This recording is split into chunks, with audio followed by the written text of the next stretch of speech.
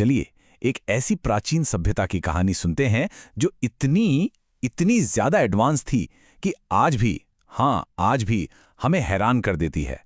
एक ऐसी दुनिया जिसकी कहानी किसी रहस्य से कम नहीं है।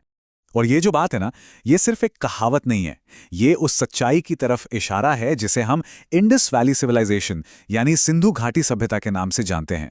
तो आइए इस अविश्वसनीय कहानी की एक एक परत को खोलते हैं। तो शुरुआत करते हैं समय में पीछे जाकर और ये समझने की कोशिश करते हैं कि हम किसी छोटी मोटी बस्ती की नहीं, बल्कि एक विशाल, एक ऐसी सुनियोजित सभ्यता की बात कर रहे हैं जिसका कोई सानी नहीं था। जरा सोच कर देखिए, हम बात कर रहे हैं आज से लगभग 5000 साल पहले की। ये वो दौर था जब इजिप्ट में ग्रेट पिरामिड्स बन रहे थे और दुनिया के ज्यादातर हिस्सों में लोग साधारण सी झोपड़ियों में गुजारा कर रहे थे। और ठीक ठीक उसी वक्त यहां इस धरती पर एक पूरी तरह से विकसित शहरी सभ्यता अपने चरम पर थी। इस महान सभ्यता को नाम दिया गया है सिंधु घाटी सभ्यता का। इसके दो सबसे मशहूर शहर थे, मोहनजोदड़ो और हड़प्पा। पर सुनिए, ये कोई आम शहर नहीं थे। इनकी प्लानिंग इतनी जबरदस्त थी कि सच कहूं तो आज के कई मॉडर्न सिटीज भी इनके सामने पानी भरते नजर आएंगे। तो सवाल ये उठता है कि आखिर इन शहरों में ऐसा खास था क्या? चलिए देखते हैं इनकी उस अद्भुत अर्बन प्लानिंग को जो सबको हैरान कर देती है। उनकी इंजीनियरिंग का कमाल तो देखिए, सड़कें एकदम सीधी, एक दूसरे को 90 डिग्री पर काटती हुई, जिसे आज हम ग्रिड पैटर्न कहते हैं ना। सोच लीजिए उस जमाने में ये एक रेवोल्यूशन से कम नहीं था। घर कच्ची मिट्टी के नहीं थे, बल्कि धूप में पकाई गई एक ही साइज की पक्की ईंटों से बने थे। और जो चीज सबसे ज्यादा हैरान करती है वो थी उनकी अंडरग्राउंड ड्रेनेज सिस्टम। हाँ, जमीन के नीचे नालियों का जाल। और अब आती है वो बात जो सच में दिमाग घुमा देती है। हर एक घर में, सुन रहे हैं, हर एक घर में अपना प्राइवेट बाथरूम था। सारा गंदा पानी ढकी हुई नालियों से होता हुआ शहर के बाहर निकल जाता था। जरा सोचिए, 5000 साल पहले ऐसी व्यवस्था जिसके लिए आज भी दुनिया के कई शहर तरस रहे हैं। मोहनजोदड़ो में जो ग्रेट बाथ मिला है ना, उससे सिर्फ एक पब्लिक स्विमिंग पूल समझने की गलती मत करना।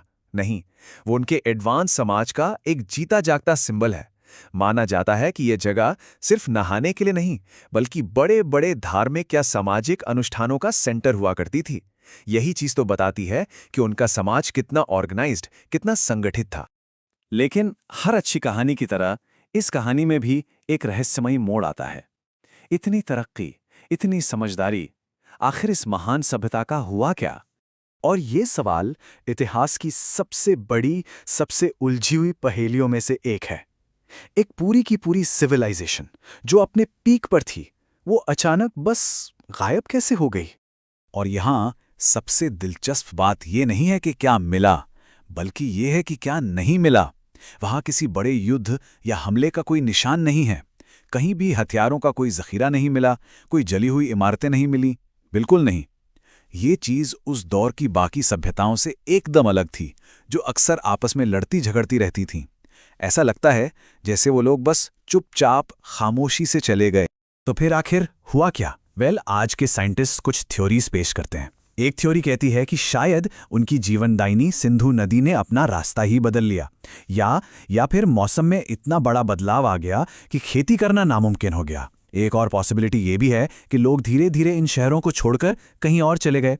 लेकिन याद रखिए, ये सब सिर्फ थ्योरीज हैं, अंदाजे हैं। कोई भी बात अभी तक पक्के तौर पर साबित नहीं हुई है। लेकिन इस सभ्यता का अंत अकेले ही इसका रहस्य नहीं है।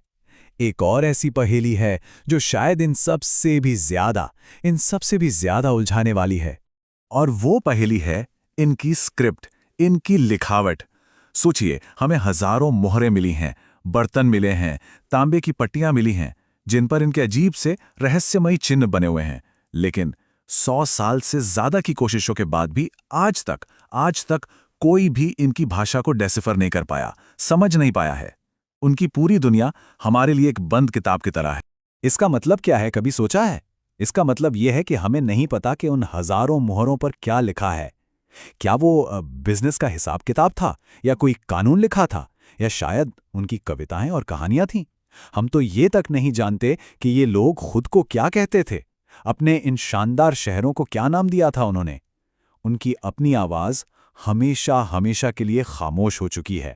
तो कुल मिलाकर कहानी ये बनती है कि इतिहास की सबसे पहली और सबसे ऑर्गेनाइज्ड अर्बन सिविलाइजेशंस में से एक, जो शायद सबसे शांतिप्रिय भी थी, वो बिना किसी जंग के, बिना किसी शोर शराबे के बस चुपचाप खामोशी से इतिहास के पन्नों में कहीं खो गई। और अपने साथ ये सभ्यता वो सारे जवाब ले गई जिनके लिए शायद हम आज भी भटक रहे हैं। ये बात हमें सोचने पर मजबूर करती है कि क्या हम वाकई अपने अतीत को उतना जानते हैं जितना हम समझते हैं, या फिर इतिहास के पन्नों में ऐसी न जाने और कितनी ही खामोश कहानियां दफन हैं जिनके बारे में हमें कुछ नहीं